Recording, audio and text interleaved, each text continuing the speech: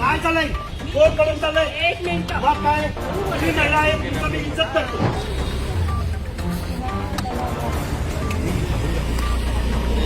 मी काय केलं? मी मारामारी करतो.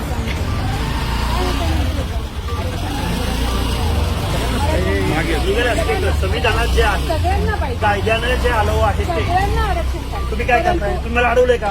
सगळ्यांना तुम्ही दादागिरी करताय का? मी तुमच्याशी तुला असं काय ही काय चर्चा करायची पद्धत आहे का? चला ना आतमध्ये बसू. मला मीडियाचे कॅमेरे लावा. अरे मला मीडियाला लागते ते बोलतो पाहिजे. चला बसू आतमध्ये. चला संवाद करू.